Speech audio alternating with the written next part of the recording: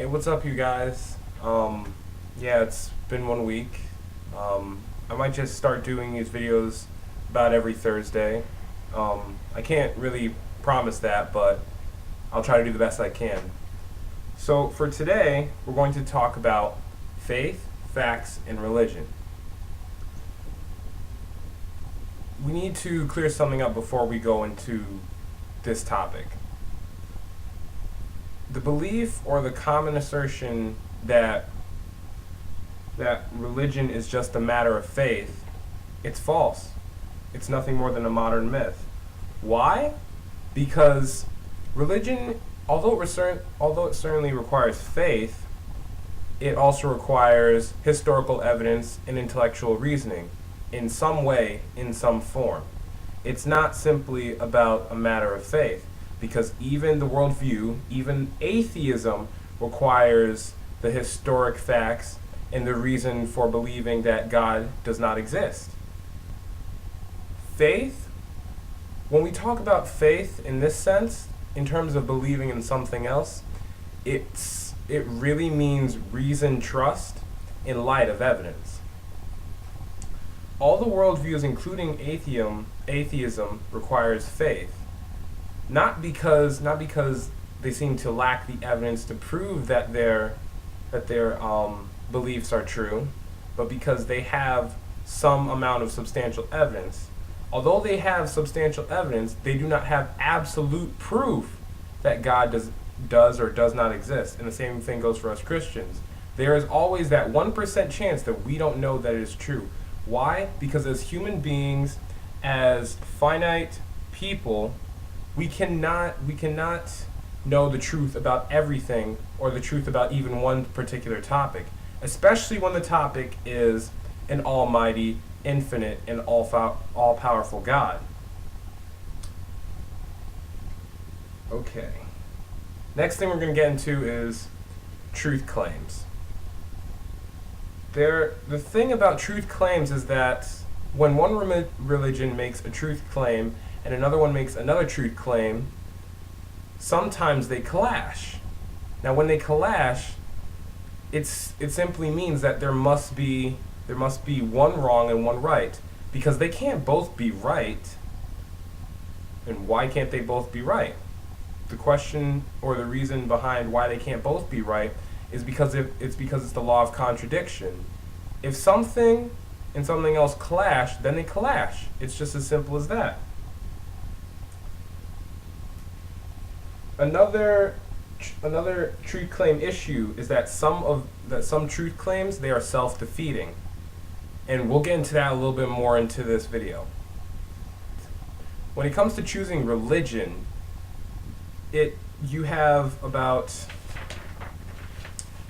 4 different categories or reasons behind choosing a religion. And that would be these listed here.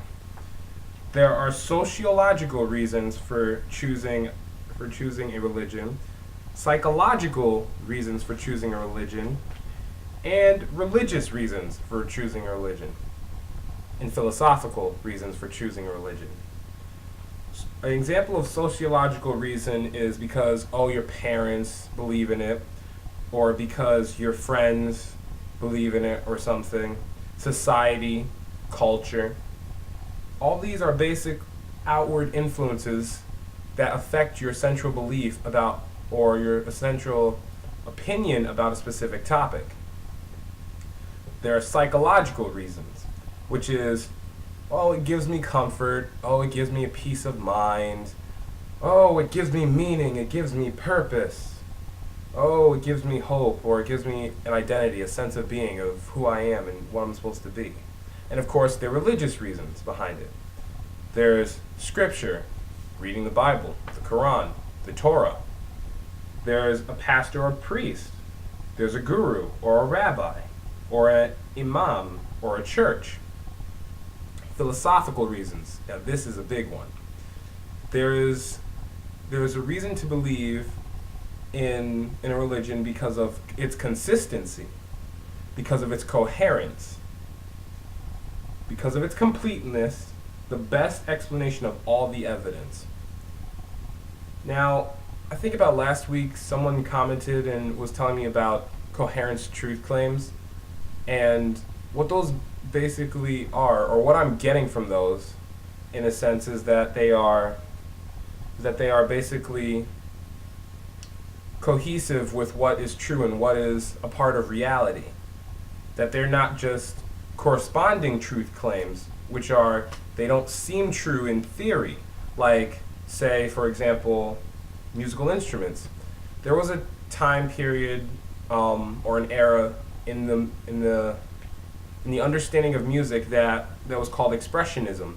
Expressionism was basically a musical era of men and women and other composers. They would compose music, and they would, instead of attaching all consonant chords, they would attach dissonant chords, chords that don't seem to sound right together, or melodies that seem to not go well together. It seems right, it seems like it could work to make music in theory, but as you listen to it, it tells a different story. So everyone has their reasons for believing in atheism. They have their reasons for believing in Christianity. They have their reasons for believing in the New Age movement. They have their reasons for believing in Hinduism. Now, but aside from your reasons, or my reasons, many cast off religion as irrelevant, not knowing that what they follow by definition is a religion. The statement that religion is irrelevant is in effect to the person a lie because it is self-defeating. There is a man by the name of David Hume and Immanuel Kant, but whose philosophies are just about the foundation and the beliefs of some skeptics and atheists around the world. Their philosophies and their beliefs were, well, let's just start off with David Hume.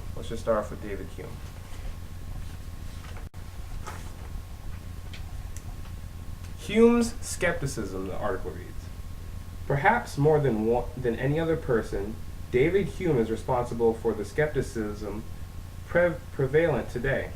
As an empiricist, Hume believed that all meaningful ideas were either true by definition or must be based on sense of experience. Since, according to Hume, there are no sense experiences for concepts beyond the physical, any metaphysical claims about concepts beyond the physical, including God, they should not be believed because they are meaningless. In fact, Hume asserted that propositions can be meaningful only if they meet one of the following two conditions. The truth claim is abstract reasoning, such as a mathematical equation or a definition, such as 2 + 2 = 4, or all triangles have 3 sides. The truth claim can be verified empirically through one or more of the 5 senses. While he claimed to be a skeptic, Hume certainly wasn't skeptical about the two conditions.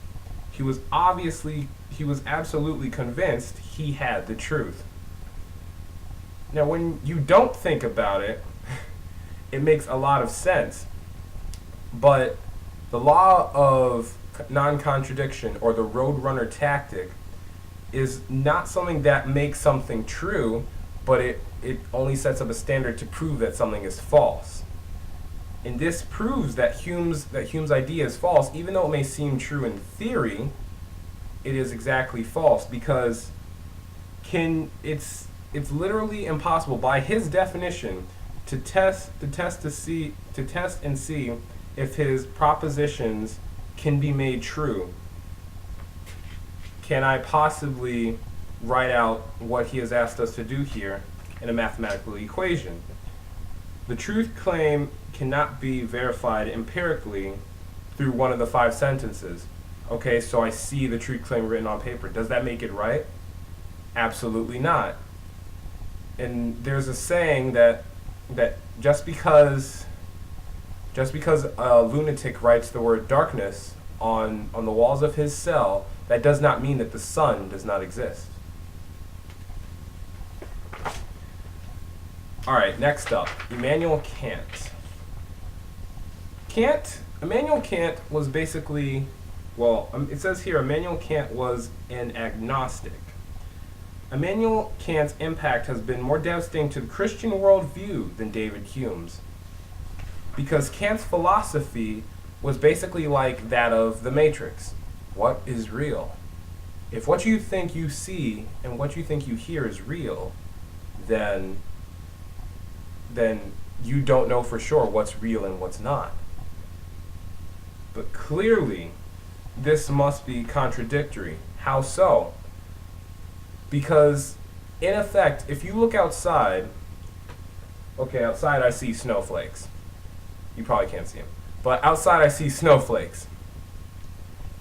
What he's saying by his truth claim is that the snowflakes aren't possibly real. They're only there because my mind placed them there. Although it may seem correct in theory, it violates the law of non-contradiction.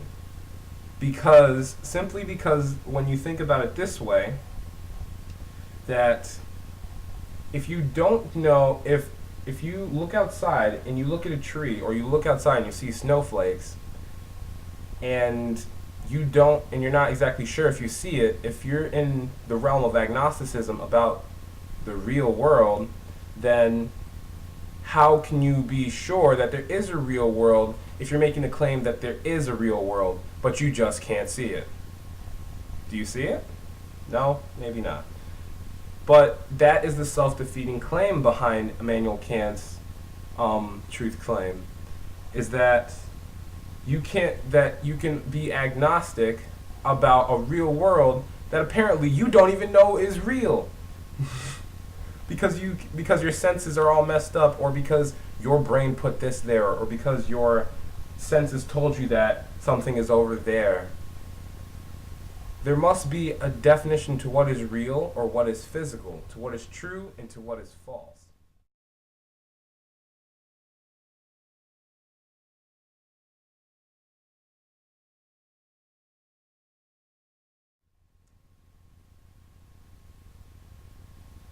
And what I'm saying is, you really do know the thing in itself.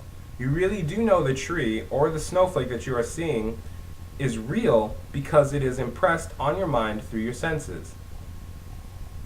And again, Kant was wrong, because it violates the law of non-contradiction. And many people, they say that the simple law of non-contradiction it's too simple to defeat even the most advanced philosophies, or it's too simple rather to defeat many of the things that most philosophical professors in college teach, because it's too simple. Well, if you make a simple mistake, there should be a simple solution. Correct? Okay, final summary for today. Since Hume and Kant violate the law of non-contradiction, their attempts to destroy all religious truths fail. However, just because Hume and Kant are wrong, listen up, Christians, that doesn't necessarily mean that we have positive evidence for, say, the existence of God. The Roadrunner tactic can only reveal that a proposition is false. It does not provide positive evidence that any particular claim is true. So, is it true that a theistic God exists? Is there such a thing as knowable evidence for an unseen God? And that is something we are going to get into next week. So stay tuned.